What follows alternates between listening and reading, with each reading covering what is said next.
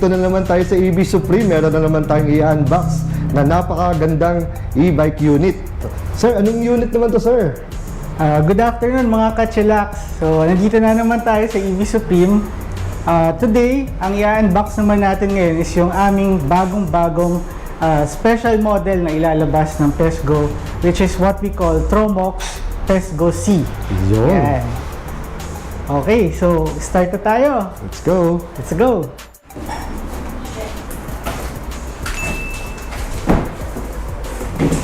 Ayun, katulad ng dati, no? Basta Tromox. Sealed na sealed ang, ang unit. At meron pang bakal na kasama. So makakasigurado ko na safe ang unit at buong darating sa'yo. Hindi katulad na iba, naka-karton lang, naka-styrofoam. Ito, naka-bakal. Yan. Yes, naka-crate yan. Naka-crate to.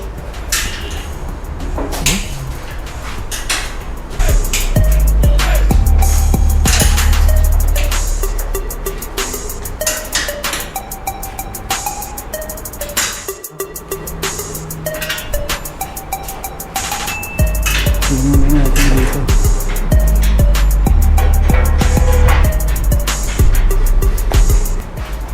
So, tatanggalan natin yung mga crate. Excited na tayo. Bubuksan na natin tong PESGO C natin. Yeah. Actually, first time ko rin makikita to in person. Yan. So, buksan na natin.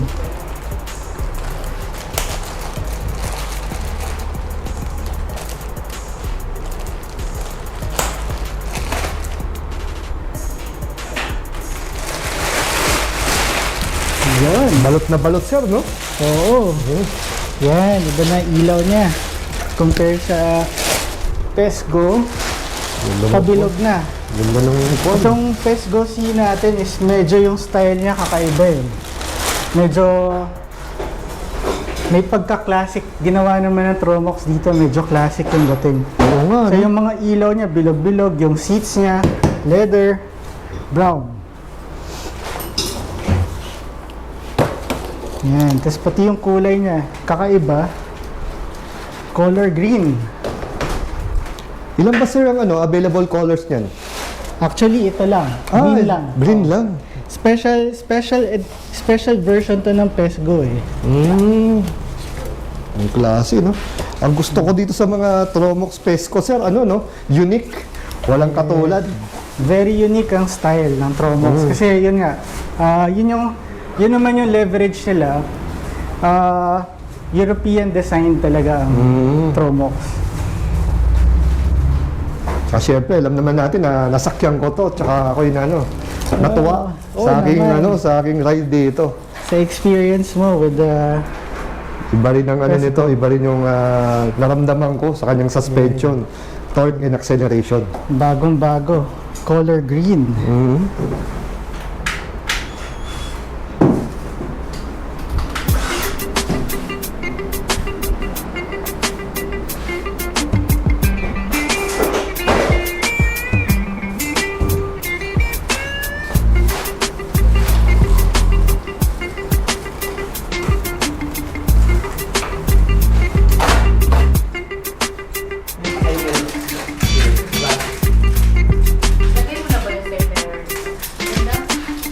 Classic look. Ilan stock meron? Dalawa lang. Dalawa lang. Pampenta ba sa atin? So, pansin ko pala dito mga kachillax, no? Yung frame niya, almost buo na siniship. Okay. So, ang ilalagay na lang Tapos, talaga gaganon is natin. yung mga gulong, and syempre buuin na rin yung pinaka-handlebar. So dito, ayan, kinakabit na lang yung gulong. So ika nga, konti na lang yung gagawin para mabuo na yung e-bike. And ito pala yung itsura nung battery niya. So sir, buo na. Yung PESGO C. Fresh out of the box. Yan. So, very classic yung look niya. Limited edition, color green, body, then brown, yung kanyang seat dito ngayon. So ngayon, kung mapapansin nyo, ang style naman ng Pesgo C, kung yung Pesgo Plus natin, tsaka Pesgo 1 natin, medyo edgy yung design. Maraming flares. Ito, medyo pabilog naman siya.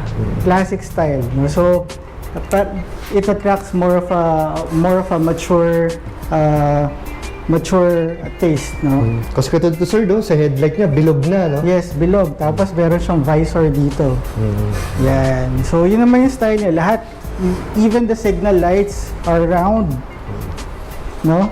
Sa harap tsaka sa likod, round yung kanyang signal lights. Yan.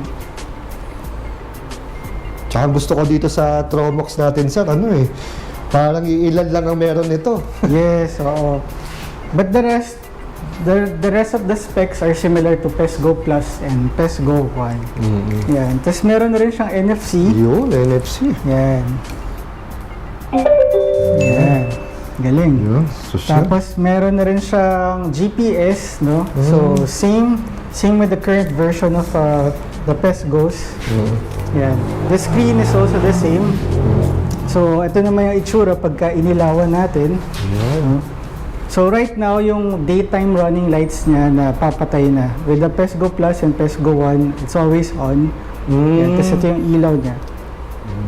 Yan. Yan. Tapos hydraulic brakes. Hydraulic All of brakes. them 14-inch tires. Nice.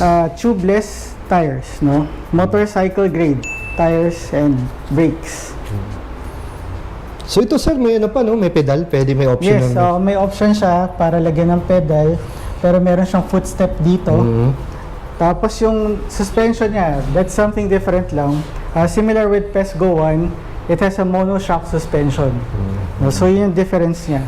Yung Pesgo Plus kasi dual suspension siya sa likod. So ito sir, naka-rear hub pa, no? Yes, naka-rear hub. Tapos may mga abang siya dito. Para kung gusto niya maglagay ng additional footstep or pwedeng center stand, no? So, Nice. yan. So, for additional accessories. Yan. Tapos may mga additional accessories din tayo niyan dito. Meron tayong bag doon sa taas. Yung brown bag doon na bagay para dito. Oo nga, no? Yan. Tsaka may mga guards tayo. Like this one. Yun. Yan. So, may mga accessories tayo for Pesgo C. Specs natin sir, yung motor and Sige. yung volts and amperes nito. Sir. Sige, so ang basic specs ito, so it has 800 watts motor power, powered by a Polygon motor, no? So trademark yan ng Kasi Polygon? Polygon motor. Polygon motor. So malakas yung power niya, malakas yung torque niya. So bigay niya talaga lahat. Yung controller niya is powered by an FOC vector controller. Nice. Plus vector controller plus polygon motor, no? So kaya maganda yung output ng ating mga Pesgo units. Ang battery naman niya is powered by 48 volts, 24 AH, no? Which can go from 60 to 70 kilometers. Ang top speed naman niya is around 56-57 kilometers per hour. Yun. Yeah. And the usual din sa handlebar niya sir, no? Yung, Actually, iba na rin yung kanyang handlebar compare sa mga Pesgo Plus and Pesgo 1. So, headlight, signal light, horn, may cruise control. So ano to sir? D tsaka T.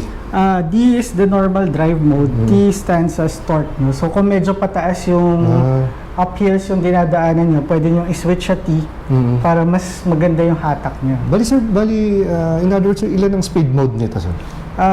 Ano lang naman, basically DNT lang. DNT lang. DNT lang.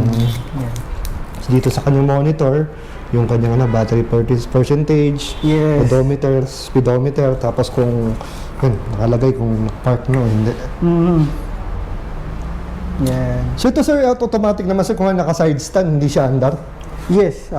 Parang may yan siya, security ano. Yeah. So yun yung kanyang security feature naman. So pag naka-side stand siya, automatic naka-park mode siya. Nice. May anti-theft system din siya. So, kahit iwan niyo siya sa labas, magpipigil siya. Meron din siyang mobile app, meron din siyang mobile GPS. app. So, matatrack niyo kung nasaan siya. So, Yun. So, napaka-high-tech ng ating PESGO. Tama. Ay, kanyang side mirror, sir, no?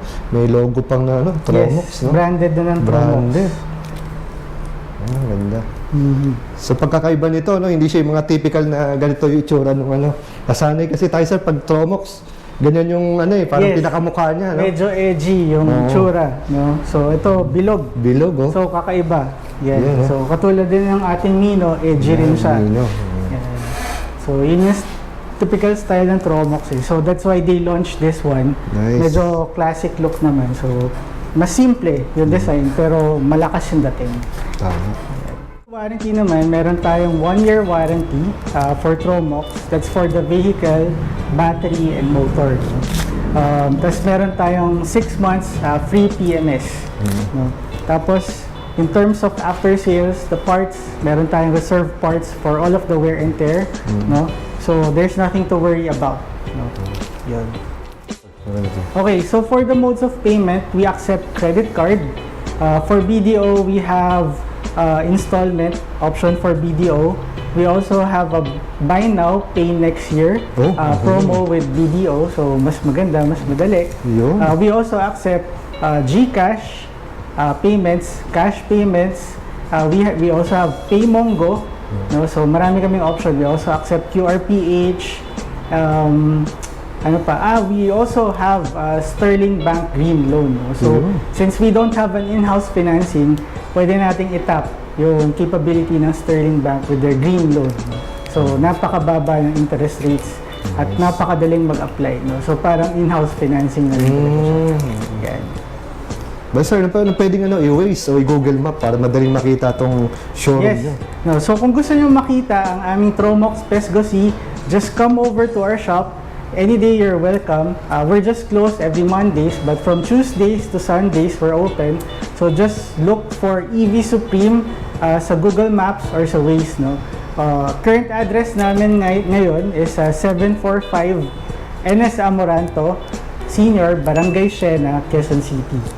So, or just check it on the Google Maps or Waze. No? Kasi baka in the near future, we might change our location. So, Yun. yun. So again sir, thank you very much for your time at napaunlakan mo na naman ang ating mga kachilaks dito sa pinaka-bago, pinakamagandang unit nyo, which is the Tromox. Yes, anytime, Boss Well. No, so welcome na welcome kayo dito at yung mga viewers natin is very much welcome. No, so we encourage coming here para they can see and feel the actual units themselves. Thank you sir. Thank you, Kachilax. Sige sir, okay.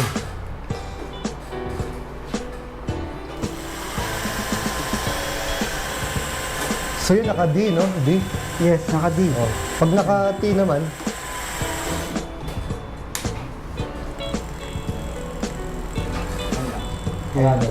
pag T, mabagal lang. Pero mas torquey siya eh. Mas torquey siya. Ayun.